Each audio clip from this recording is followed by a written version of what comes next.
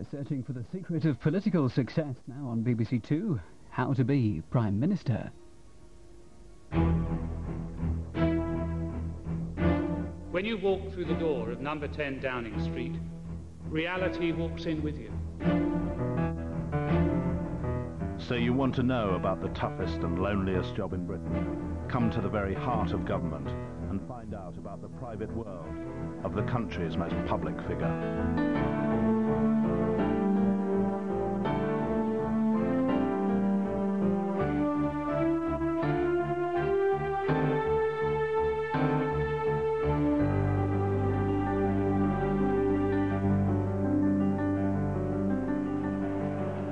It's a job that starts with cheers, though it usually ends in tears. The people who can best tell you about it are those who've been Prime Minister themselves, from Harold Macmillan onwards. I found it much the most relaxed of the offices I held. A very enjoyable job. You don't get bored, you know, and if I don't get bored, I don't get tired. Well, you see, there's no standard Prime Minister. Every Prime Minister has his or her own technique. Being Prime Minister is quite a lonely task. It's the most fascinating job in the world, and it's just an immense privilege to do it.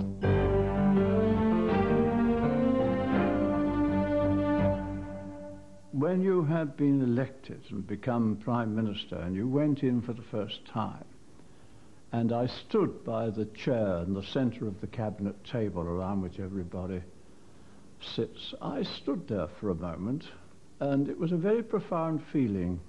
I felt somehow that I'd become a guide to lead the nation into the future, and at the same time a trustee of all that was best in our past. It was almost, without being too pie about it, it was almost a religious sensation for a moment. Well, I'd been walking into number 10 many, many times over the previous, nearly 20 years. So it doesn't come as anything new. But you just feel general delight, well, we've won that election, now we get on with the job. I thought you might feel a sense of destiny, you know, what Roy Jenkins calls you were part of the apostolic succession of Prime Ministers. No, really. Really? No. I didn't spend my time looking around and saying how historic this is, Heath. You're now a historic figure in the apostolic succession. No. You get on with the job. It never occurred to me that I was a woman Prime Minister. My reactions as to whether it was like I might have been those of a woman. It never occurred to me that I was a woman. I was Prime Minister. It was the greatest honour that can come to a British person. I have just come from the palace where Her Majesty invited me to form an administration. Our purpose is not to divide, but to unite. And where there are differences, to bring reconciliation. Where there is discord, may we bring harmony. Where there is error, may we bring truth. And I believe it is an immensely worthwhile job to do, because it will be neither easy nor quick. If you will forgive me, I will go into number 10 straight away and make a start right now. Thank you very much indeed. As Prime Minister, you'll exercise more powers than any other Western leader. The job goes back in an unbroken line to Sir Robert Walpole nearly 3 centuries ago. He survived through a mix of cunning, charm and patronage. He and his successors lined the walls of number 10. Originally, Prime Minister was a term of abuse, meaning a fellow who'd become too big for his boots, for he was only supposed to be primus inter pares, first among equals in the King's Council. But successive Prime Ministers have seen their powers grow. Today, the political essentials remain the same, defending Britain's national interests and improving the condition of the people. But the job has many added duties and pressures. The number 10 staff line up to clap you in when you win election or re-election, demonstrating the civil servant's loyalty to whoever is the elected Prime Minister. I've only got one thing to say. It's nice to be back. And when the kissing has to stop, you must get down to work at once. You see, under our system, we haven't got any time to waste, because everybody expects the cabinet to be appointed by the next day, and then the rest of the government by the Sunday evening, and to be announced on the BBC 6 o'clock news. Well, you've got to interview 18, 19 people and ask them to do the job. The power of patronage is the glue that holds the whole thing together. If you're a young member of Parliament and you want a ministerial office, you've got to please the Prime Minister. If you're an old man and you want a peerage, you've got to please the Prime Minister. And for everyone who benefits by patronage, there are 9 who've tried to benefit but don't get it. So the penumbra of patronage is enormous. And that's how Prime Ministers control things. When you choose your cabinet, you have to decide on the balance. Do you stuff it with your chums and cronies and exclude your political enemies? Or do you follow the American President Lyndon Johnson's famous motto that it's better to have them inside the tent pissing out than outside the tent pissing in? Usually in any cabinet, about a third of the members will be Prime Ministers, men and women. That is to say, they will be people who will look for the lead the Prime Minister hints at or offers them. They will not be people with distinct opinions of their own. And that was certainly true of Harold Wilson's cabinet. And that enabled him to deal with the mixture of prima donnas and brilliant people that he had in his cabinet as well. I think it's an absolute necessity for a Prime Minister to have the strong members of his party in the cabinet if he can. They're going to be much more tedious outside. I tried to keep our party together for God knows how many years now, and I did it by having all the extremes in the cabinet. Or you may want to follow Mrs. Thatcher's style in choosing your cabinet. She did, after all, serve longer than any other Prime Minister this century. She once said that she couldn't waste time with internal arguments in the cabinet. What mattered most to her was to be the leader of a small group of true believers. I've always thought there was something Leninist about Mrs. Thatcher, which came through in the style of government. The nice side of Lenin, let's say, not the ideology, but the absolute determination, the belief that there's a vanguard which is right.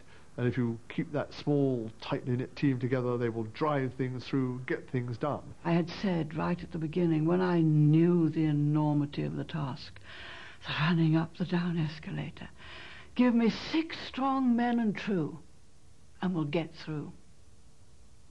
I don't think I ever had 6 at any one time. You just can't get the ministers, you know. But inside Number 10, your staff will be the pick of the civil service high flyers, like Robin Butler, private secretary to 3 prime ministers, who's now Whitehall's top mandarin. It's the job of your private office to drive the Number 10 machine, known as the Rolls-Royce of government, and designed to give you a silky smooth ride. It's a very small organisation. That's what strikes you about it most. In a way, that's its greatest strength, because with so few people, the lines of communication in Number 10 are very short. The dozen or so people who are the sharp end there walk into the Prime Minister at any time of day or night to put their problem to him, get a sense of direction and instruction. Well, clearly what we're going to need to bring together is an updated summary of precisely where we are with the governmental and non-governmental help for the Kurds. Your life inside Number 10 will be dominated by paper. Reams of it comes in every day from Whitehall and the outside world. Much of it you won't even see. Your private office will sift through it and only send you what they regard as the most important stuff. Margaret, could you just slip this one in? It's something that PM can see. It'll come to you in the famous red boxes for your view or decision. At weekends, they're usually about 4, and at nights, usually 2. It isn't any trouble to do them. They're always interesting, and I know the day will come when I don't have to do them. And I know I won't like it when it does come. What we tried to do would be on the top of any pile of papers, however voluminous and complicated, to strip it to its essentials. Sometimes you could do it in one word. Prime Minister, the Foreign Secretary says we should go to war with Iran, agree, ? And she could write yes or no. Often your written response as Prime Minister to your private secretary's covering note will in fact be just a few words long. Sometimes you have to build that up into a rather sort of fuller response to a minister. If he's put in a lot of thought to a major paper and it comes out with no written in it exclamation mark, you can't just write back a letter saying the Prime Minister has read the Chancellor of the Exchequer's paper and says no. You have to, drawing on your knowledge of the Prime Minister's mind, you have to perhaps enlarge that into a paragraph of carefully considered views which are contrary to those of the Chancellor of the Exchequer, leading to a balanced conclusion. But that's part of the art and craft of the trade of private secretary. As well as the politically neutral civil servants in your private office, as Prime Minister you'll appoint your own political advisor to tell you what your party will or won't wear. Douglas Hurd did it for Ted Heath. I had my own access to the Prime Minister. There was a black box, which I was responsible for, and went to him every night, and which the civil servants did not see. And I could put in that my musings, my thoughts about anything. And because I'd worked with Ted before, I mean, I knew that he would read them. Often they'd come back with just a tick, and sometimes he'd say a couple of days later, I thought you had more sense than that. You know, there wasn't a great warm appreciation all the time, but I knew, you know, he would take notice. Of course, it's not all done on paper. Your staff will always be looking for a chance to buttonhole you for a quiet word. What's known technically in Downing Street as lurking. What one learns at number 10 is that proximity to the top man means access, and access means influence, and influence means power and patronage. So yes, lurking is a very important part of the business. As well as your red box and your political black box, you'll get yet another box that only the most privileged eyes may see. In my time we had a separate box which was of a different colour from the main box for particularly sensitive papers which only the Prime Minister and the Principal Private Secretary had access to. And what colour was that box? It was blue with a red stripe in my days, and it was known by Mr. Wilson as Old Stripey. Old Stripey is still on active service in number 10 today. And this had the sort of secret intelligence files and the spy stuff. And highly confidential stuff, not just intelligence, but other highly confidential and personal stuff which the Principal Private Secretary was dealing with directly with the Prime Minister. And was Old Stripey the one that the Prime Minister would turn to first, as far as you know? Quite often it was, because it tended to have the sort of juicy stuff in it. Over 30 years ago, the globe-trotting Harold Macmillan identified a new hazard for a modern Prime Minister. It is in airports that television chooses to lurk. You go by sea, you go by road, you go by rail, nobody bothers you very much. But if you go by air, there it is, that hot, pitiless, probing eye. After 14 hours of travel, you get off the aeroplane wanting only a shave and a bath.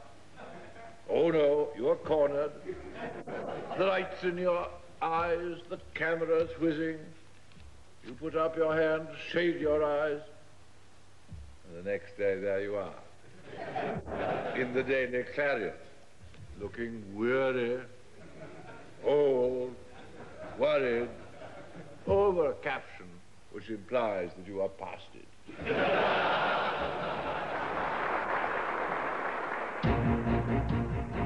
Media pressures have grown tenfold today. A gaffe can be halfway around the world before your spin doctors have got their boots on. Modern communications mean you're constantly on call. You need to learn to concentrate on what's important, but also to spot a crisis in the making. The Prime Minister needs to have an ability to switch his mind almost instantly from one topic to another, and as he does so, when he goes to another topic, to tune in to previous discussion and previous consideration of that topic without a hiccup. To see the pressures on a modern Prime Minister, take a look at a pretty typical week. This is not just a government that does not know how to accept blame. It is a government that knows no shame. They have got away with it, and they've got away with it by just one. There are no deals, and there are going to be no deals, and I think everyone is aware of that. Difficult decisions still lie ahead.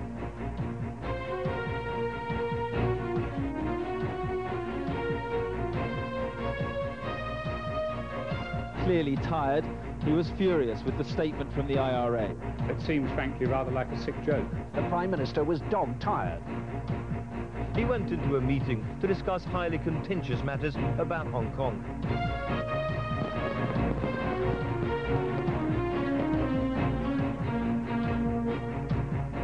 News of the Shadow Welsh Secretary's comments reached the Prime Minister in Bangkok. I'm absolutely astonished. The moment the Prime Minister stepped off his plane from Bangkok, banks of television cameras, photographers and reporters went into action.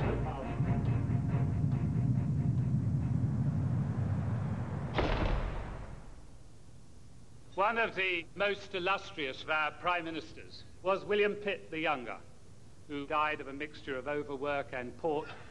And he used to drink a bottle of port after breakfast, a bottle of port after lunch, and a bottle of port after dinner. And I have to tell you, after 6 years in Downing Street, I know precisely how he felt.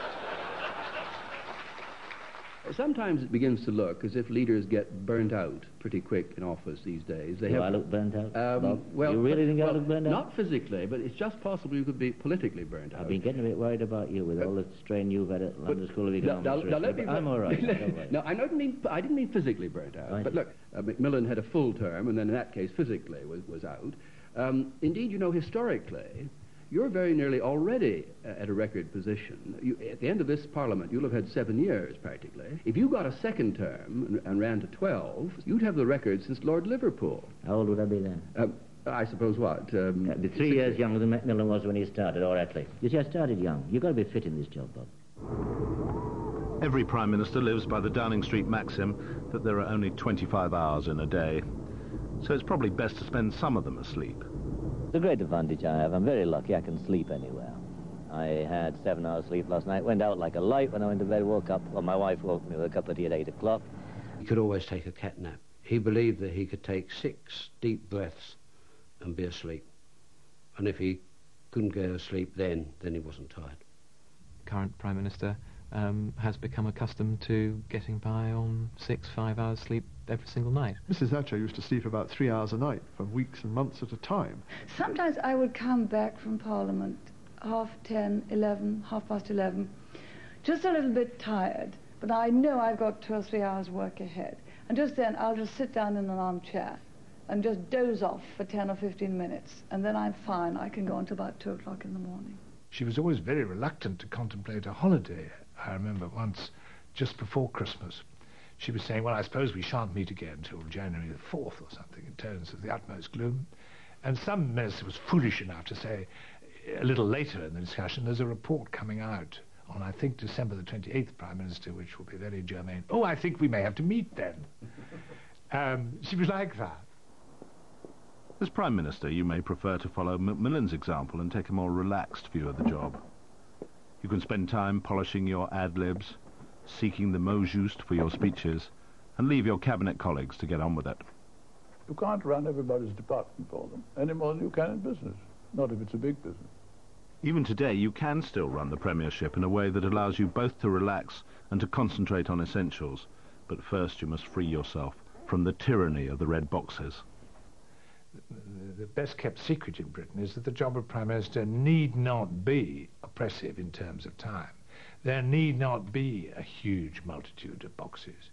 It is possible to organise the Prime Ministership so that that doesn't happen, and actually rather important, because if you're crowded out, your days are crowded out by boxes, then you don't have time to think, to reflect, and to talk with friends. If the Prime Minister tries to run all the departments, the whole structure is not set up for that. It's set up on the basis of departmental civil servants, permanent secretaries, committees of Parliament. It simply will not work if you try to push it under the Prime Minister. When I was Prime Minister in the 60s, hardly a single one of them being in the Cabinet. I had to go and do everything. It was like, football, taking the set-piece occasions, goalkeeper, taking the penalties and the corners. Now, of course, I have a very talented and experienced cabinet. Even so, I like to know all that's going on. I had no desire to be absolutely au fait with everything that was going on. I trusted my colleagues in the cabinet and hoped that they wouldn't commit too many boobs, or if they seemed likely to, they would come and tell me about it before the explosion happened. One advantage of not trying to do your colleagues' jobs for them is that you can concentrate on the big picture and think about the longer term. Ice cream for those who smiled after lunch. You'll even have more time to spend at Chequers with your extended family. One of the great enjoyments and pleasures of being Prime Minister, of which there are many, but one of them is that you can pick and choose to some extent. You have a room for manoeuvre, you have some space in which you can choose what you're going to be interested in. Of course, there are some things that always come up. I mean, the economy is always there, like Banquo's ghost to haunt you. There are these other problems of international matters which will surround you, but you've always got a space, and that's one of the most enjoyable parts of the office, you know. May I ask you now whether you enjoyed being Prime Minister, or did the burdens outweigh the pleasures? Enormously. First of all, I've no patience at all with like people like Pearl, Ramsay MacDonald, who used to go about saying, I feel like a weary Titan carrying the world on his... Well, nobody asked him to carry the world on his shoulders. If anybody takes that self-pitying point of view, the answer is, tu l'as voulu, Georges Dandin. You asked for it. And there are plenty of shoulders quite ready to accept the burden the moment you slip out of it. No, it was great fun.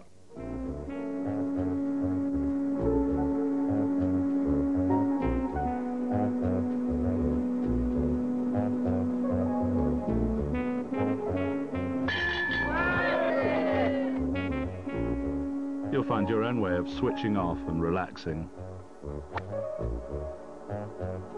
And this will help give you a sense of balance and perspective.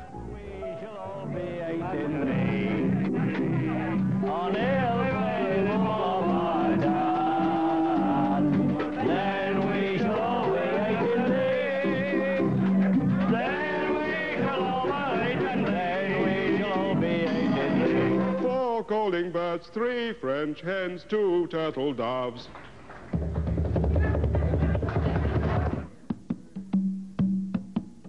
Five gold rings.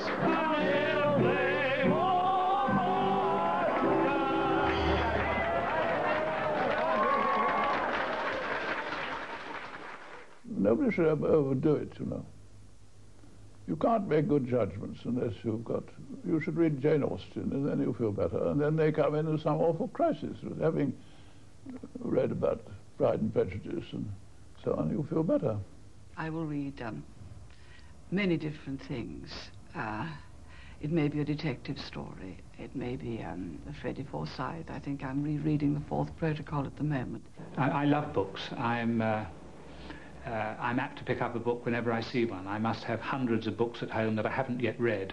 I used to get letters from obviously angry ladies saying, don't you understand that we elect you and we pay you to work 7 days a week, 24 hours a day. And yet we see that last Saturday you were sailing. So I then used to write back politely and say, if you work all these hours that you demand, you drive yourself into the wall. And then you start making mistakes. And it isn't the politicians who suffer, it's the people who suffer. But if I race on a Saturday, I get away from it all. And when I get back to my desk, then I'm refreshed. I don't have time to relax very much. And let me put it this way, I'm always on the job. People think of that.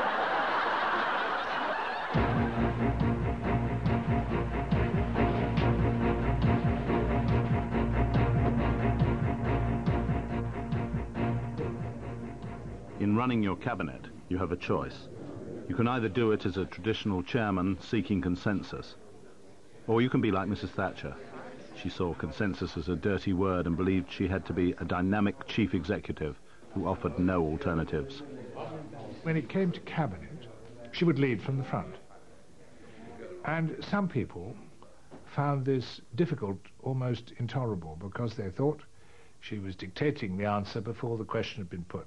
Mrs. Thatcher's idea of chairing a meeting would be to arrive, announce the conclusions, and challenge all comers to fight her for them. I think sometimes the Prime Minister should be intimidating. There's not much point in being a weak, floppy thing in the chair, is there? So what's a chap to do if the person he's chosen as the statutory woman in his cabinet is one Margaret Thatcher? Would she sometimes go on a bit in cabinet? Occasionally, not very often. Then you have to begin to tap the table. Make it clear. Everybody knows that signal. Or they did. In fact, although both of them are irritated if you suggest it, Ted Heath and Margaret Thatcher had rather similar styles. They are both very definite people, not by instinct very patient of dissent, but knowing that they have to listen. They are both impatient and authoritative people, and that may be one reason why they didn't get on particularly well together. But they did run their cabinets in different ways. Heath preferred to involve his whole cabinet in decision-making, unlike Mrs. Thatcher, who would reach key decisions with very small groups of ministers. He used to have 2 cabinet meetings a week, while she had 1. Ones who have 1, I think, tend to decide too many things without the cabinet. You mean that they have sort of small group of ministers and they don't? You think of anyone in particular? I am, yes. But that causes controversy inside the cabinet with the people who haven't been given a chance of expressing their views. You may want to follow John Major's example in the way you run the cabinet. You keep what he memorably called the bastards inside the cabinet. And to try to reconcile differences and conjure up agreement between opposing factions, you use all your skills as a chairman. He doesn't lead from the front. He quite often arranges who does, and indeed makes sure that he knows what they're going to say. Right, we go straight on to another meeting. That would be very quick. 1 minute. There's a lot of orchestration, but he prefers to listen and to wait, and then to put in his own intervention late, at the end. He chairs in, I would suppose, the traditional chairman's way. Good morning. Shall we begin then in the... You don't have to shout and stamp your foot to make decisions. It's not always the people who shout loudest who have the most to say. And is often someone who perhaps is a little reserved about putting forward an idea, who perhaps has something that's wholly original, that ought to be properly examined. So I do encourage that. It does often mean longer cabinets, but I think that is worthwhile. Thus far it seems to go well. Whatever your cabinet style, there'll be times when you'll need to be ruthless, because you may have to kneecap your closest political colleagues. After promising to sink or swim with Norman Lamont, Major threw his Chancellor out of the boat, just as Macmillan had done in the Night of the Long Knives, causing one MP to remark, "Greater love hath no man, he lays down his friends for his life." The sorrow and bitterness and heartburning of these changes comes from the man who has to make them. The emotion is your part, because it's very unpleasant. It's the only part of political life that I found very uncongenial. The terrifying thing and frightening thing for me, and it's the worst job I ever have to do here, is that means having to, if some people to come on the ladder, some people have to climb off. And it's not because they've done the job badly at all. It is because you have to keep movement in politics in order to keep people with something to go for. I think it was Asquith who said, perhaps in this very building, that a Prime Minister must be a good butcher. Are you a good butcher, Mrs. Thatcher? No, I'm not a good butcher, but I've had to learn to carve the joint. But if you find political butchery not to your taste, you will have one weekly engagement that almost every Prime Minister relishes. The confidential audience with the Queen, where you report on current politics. The monarch has little real power left. She can only advise, encourage and warn. But she's known as a canny judge of political form. With this Queen, of course, her knowledge, every cabinet paper she reads, every cabinet discussion, every foreign telegram. And her knowledge is so great that she was not only you serve her, but she serves any Prime Minister who's wise enough to allow her to do so. After his weekly audiences, he always came back walking that little bit taller. I think he found talking to her immensely rewarding. I remember him coming back when the Queen had told him that she was pregnant, and he was terribly pleased. It was as if, you know, one of his own children had said she was going to have another baby, and he really enjoyed that, and he felt very much that that relationship was something he cherished. The Queen has only once talked publicly about these confidential audiences. These are her words. I have had quite a lot of Prime Ministers, starting with Winston, and some stayed longer than others. They unburden themselves, or they tell me what's going on, or if they've got any problems. And sometimes one can help in that way too. One could discuss with the Queen matters that one would not even always discuss with one's colleagues. And being Prime Minister is quite a lonely task. There are things that you have to keep to yourself, rather. What sort of things? Well, personal matters, relations with other cabinet colleagues. The Queen was always very interested in that kind of relationship. I think it's rather nice to feel that one's a sort of sponge, and everybody can come and tell one things. And some things stay there, and some things go out the other ear, and some things never come out at all. One just knows about it. I don't think I'm betraying confidences when I say I think that there were occasions when she could talk to me about her personal issues, and probably to other Prime Ministers too, in a much more easy way than perhaps she could talk to with others. They want to tell her things, this reassuring, tweedy lady. And the interesting thing about her, of course, is with the exception of a couple of them, they were in love with her. They always fall in love with the Queen, they can't help themselves. Professor Peter Hennessy says that all Prime Ministers fall in love with the Queen. I'm not going to disclose who I am in love with. I'm in love with my wife. The Prime Minister and Mr. Thatcher.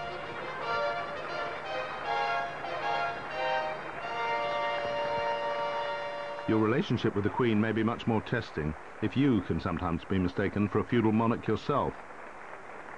Mrs. Thatcher thought the weekly audiences were a waste of time, but of course she prepared meticulously, and she got really bored at having to go down to the dine and sleeps at Windsor. Everybody else looks forward to it, you see, but not Mrs. Thatcher. Very difficult relationship, relatively speaking. Very courteous, much respect each way, but not warm. But of course Mrs. Thatcher couldn't fall in love with her. Prime Minister's Question Time, where the arrival of the TV cameras has significantly raised the stakes. Order! The Prime Minister and the Leader of the Opposition are British parliamentarians and be respected as such and not as Roman gladiators when they... Every Prime Minister is born disliking Question Time. On the other hand, if he's a Democrat, he knows he's got to face it. I think if you've got a Prime Minister who said he enjoys Question Time and isn't sensitive to all the questions, but I think democracy is in danger. The important thing was to dominate the House of Commons. Never to give in. Never to show how nervous and awful the whole business is, any kind of emotion much, and earned a certain reputation. I think I did what was called unflappability. They only knew how one's inside was flapping all the time. They wouldn't have said that. The House is very noisy these days, and you know that the people asking the questions aren't always interested in the answers. They're more interested in putting you off your stroke. So you go in, having had endless preparation. In many ways, Question Time is loaded in your favour. Your staff will try to anticipate likely questions and will provide you with what Mrs. Thatcher liked to call killer facts, which she kept in a folder known as the Plastic Fantastic. Let's do the Ethiopian question. We'll have to make certain we've got all of the facts, because that's substantial, isn't it? I have very little lunch that day because you want the blood to go to the brain and not to digest what you've got in the tummy.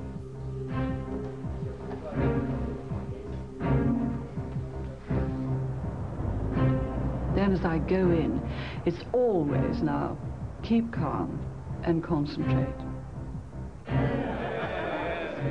Mr. Speaker, after 3 general election victories, leading the only party with clear policies resolutely carried out, I intend to continue. Prime Minister's Questions is just a shouting match on a appallingly low level. This is why the people who watch that television all the time now have really no respect for Parliament. When John Major faced his first Question Time, his honeymoon with the House lasted precisely 4 seconds. First question to a great new Prime Minister, sir. John Major was to make effective use of Question Time during the period when he did suddenly resign as Tory leader 4.5 years later. In an unprecedented ploy, he decided to challenge the assorted right-wing Eurosceptics who'd been undermining his leadership to come out into the open, and his media gurus had provided him with an appropriate soundbite. It is time to put up or shut up. Major then had an unusual request for what he wanted from his aides for Question Time. Today, I want everyone to think of lots of jokes. So instead of the normal policy questions, we racked our brains looking for good jokes.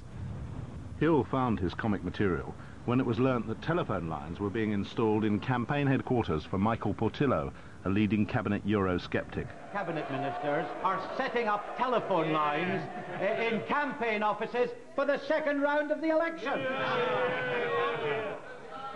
I can say, Madam Speaker, I can say the speed at which these matters can be done is a tribute to privatisation.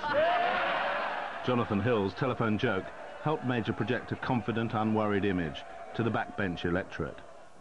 But ironically, being returned to office in either a leadership or general election can have its downside for a Prime Minister.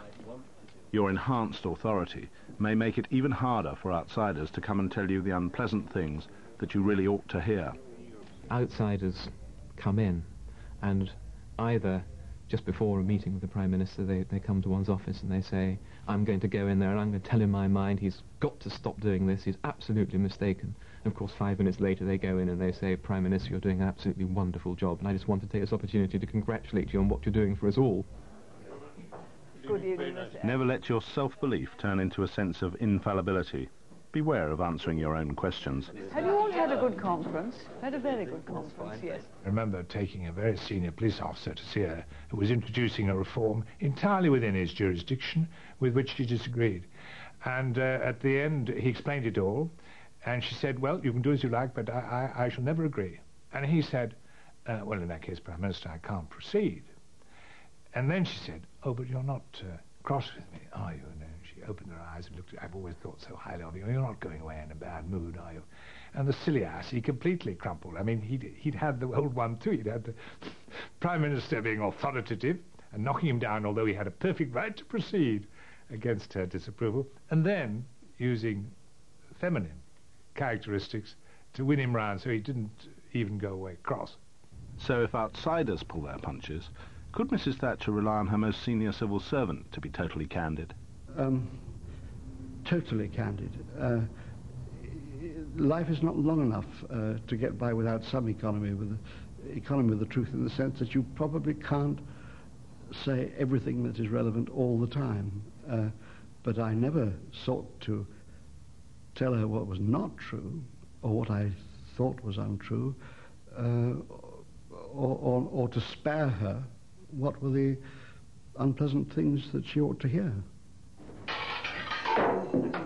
Despite the odd gear crash in the Rolls-Royce machine, everything is done to try to make life easy for you and your family inside number 10. But some outsiders have a professional interest in telling Prime Ministers harsh truths. Just 3 years ago, you got a thumping majority of very nearly 100. Now, you've got the worst standing in the public opinion polls, the worst by-election record in 50 years, and an almost total rejection in local government. Now, how do you personally account for that really spectacular change in fortune? Yeah, nice picture, isn't it? How low does your personal rating among your own supporters have to go before you consider yourself a liability to the party you lead? Well, popularity isn't everything. You are now the most unpopular Prime Minister for virtually as long as anyone can remember. How do you explain such a remarkable fall from grace? Jonathan, I'm much less concerned with what people think of me than what I'm actually able to achieve for them. But it's your contact with the people that you'll find hardest of all to maintain as Prime Minister. Things have changed a great deal since Harold Wilson's day. I used to go shopping with Harold. If he wanted his Agatha Christie books to read on holiday, we went down to the Army and Navy's book on Victoria Street to get there. The point is, I've been meeting the people. Mary and I have been meeting the people. Well, we always do anyway, you see. I mean, we are people. Watch out now, watch out. I can't just easily walk down the street and do my own shopping. I can't just go out for a walk east in St. James's Park. And it does bother me, because I really live by meeting people. And I can't do that quite so informally as I used to. The Downing Street gates, built under Mrs. Thatcher partly for security reasons, will increase your isolation and make it even harder to keep touch with reality. It begins as a cocoon because everyone is there to protect you. You don't have to open a car door or anything like that. And it ends up in a kind of bunker mentality when things go wrong. Bunker mentality is a great danger for a Prime Minister. You're right, it comes from a lot of things. It comes from the sense of being able to exercise power without necessarily having to defer to others. It comes from the feeling that you've been there so long that you know it better than anyone else. From being a major player in the international scene, that you give too much priority to that and less attention to the House of Commons tea room. You do what Hitler did. You go down into the basement and you pretend that the real world doesn't exist. It's always a danger. I think it's happened to most prime ministers. Like Harold Wilson, you may become increasingly paranoid, yet you might also develop delusions of omnipotence. Wilson's own were exhibited in a bizarre episode that involved General Idi Amin, the murderous dictator who ruled Uganda. He was so appalled at what Idi Amin was doing, killing several thousand people a week, that he called me up to his room one day and said that he had been thinking a great deal about this, and he'd come to the conclusion that we had to kill Idi Amin, and he wanted my reaction. I said, although I'd always opposed capital punishment, I thought in this case I was in favour of it. So he decided he would go ahead with it. And so he told the Foreign Office private secretary that we should consider what was necessary to carry out this operation. Foreign Office were in a total panic, it being a rule that you don't assassinate foreign leaders, however bad. And they had to stop the Prime Minister continuing down this road, and they did it by saying, we don't have anyone to do it. God knows what the SAS were for, still. Wilson was the only post-war Prime Minister to resign, apparently of his own free will, saying that he'd lost his zest for the job he once relished. No, I'm not happy to go. It's a sad moment in many ways. But you do feel a certain relief at the burden falling off your shoulder. As I say, a 7-day-a-week burden. Thank you very much, ladies and gentlemen. Premierships seem to have a natural life cycle. Wilson was one of the few publicly to recognise that his was on the downward slide. As your premiership deepens, you get more experience, so you think you can cope better because you're less shockable. But at the same time, the kind of bone tiredness gets to you, your reactions slow up. You want to cut corners because life is too difficult, and that can cause problems, particularly if you do it with the cabinet and so on. So the job in many ways is like a prison sentence. They do say they love it, and of course they do, and they get this great surge of adrenaline, and they get used to taking decisions and all that. But bit by bit, I think, as performers, as practitioners, as thinkers, in terms of their capacities, they degrade. And very often they're the last person to realise it. The Prime Minister has had his prostate gland removed. Harold Macmillan was the only Prime Minister to resign from his hospital bed, where a small incident brought home to him the harsh reality of losing office. When the Queen arrived at the hospital, he handed over his seals of office, kissed hands, and then went to sleep. When I was Prime Minister, there was a telephone, scrambler telephone by bed, and I got to sleep about in the afternoon after this ordeal. I heard a fellow knocking about in the room, and I said, what are you doing? He says, the post office man come to take away your telephone. You're not entitled to a telephone. I said, to hell, I was Prime Minister 2 hours ago. You might leave it a bit. No, he said, that's the rule. So that was the end of my power, which has never been restored. We got more votes than the Labour Party did, but we got fewer seats. That's the result of our system, which is a bit of disappointment to us. And we then went into opposition. It was the winter of discontent that helped bring Jim Callaghan down. Ironically, he'd built his career on his close relations with the trade unions, but now they turned against him. Would you have liked to have had the job when you were younger and perhaps more Yes. energetic? I would very much, well, I would like two things. First of all, to have had a majority, which I didn't have, and B, to have had the office when I was younger and had more energy. And I think I ran out of steam, frankly, at the end. All right. Mrs. Thatcher's downfall came after she was gravely wounded in the first ballot for the Tory leadership. The cabinet, which she'd so dominated, turned on her, including almost all of her chosen few. What hurt most of all was that this was treachery. Well, I had been away at an international conference, signing treaties on behalf of my country at the end of the Cold War. It was treachery with a smile on its face.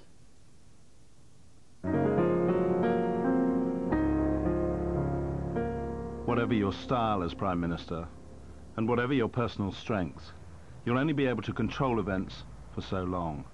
But there are a number of crucial things for a new Prime Minister to remember in order to stay both sane and successful.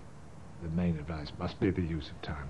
Work out in advance, roughly, how you're going to use your time and how you're going to set aside time for your own thoughts, your own pleasures, your own friends, your own family. And then you'll get a balance in your life which becomes tolerable, and you can work like hell all the rest of the time. The absolutely central thing about being a political leader is not to look into the mirror that your aides hold up to you, which is a distorting mirror, and forget that you're actually meant to be leading in the sense of also consulting with many more people than them. You must be yourself, for better or for worse, and the nation has, unfortunately for itself, to take you as you are. The essence of a good Prime Minister is not whether they are popular, but whether they are respected because they did things that was right for Britain and which raised the standard and standing of our country. What do you think are the qualities that are most important that a Prime Minister needs? He should keep his head. Quite simple. It's impossible to predict who'll make a good Prime Minister. Some of the most brilliant individuals have been the worst Prime Ministers, and some of the most unassuming, the best. If Labour wins the next election, Tony Blair would come fresh to the toughest of jobs, with no previous experience at all of government. When you're doing the job of Prime Minister, how much is previous experience of ministerial office? How useful is that? Oh, I found it invaluable. I think you know all the tricks that the departments are going to try to deceive you into doing nothing or doing something that shouldn't be done, because you've seen it from the other side. And although obviously you can become a very good Prime Minister without having any of that background, nevertheless, to know the people involved in both at the permanent secretary level in the civil service and at your ministerial colleagues level is very helpful in getting your own way. Although experience is useful, it's not absolutely necessary to do the job well. But you will need a range of other qualities. Mr. Blair! Turn around, please, Mr. Blair! Easy.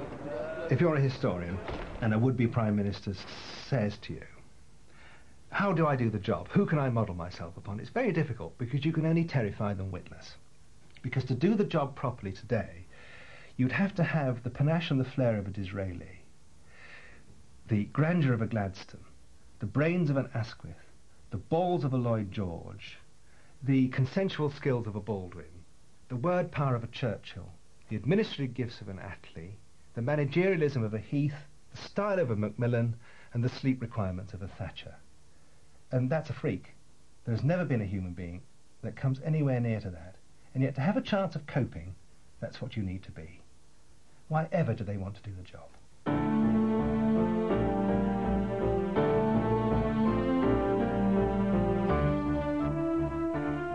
How to make it big in football, next on BBC Two, the Terry Venables story.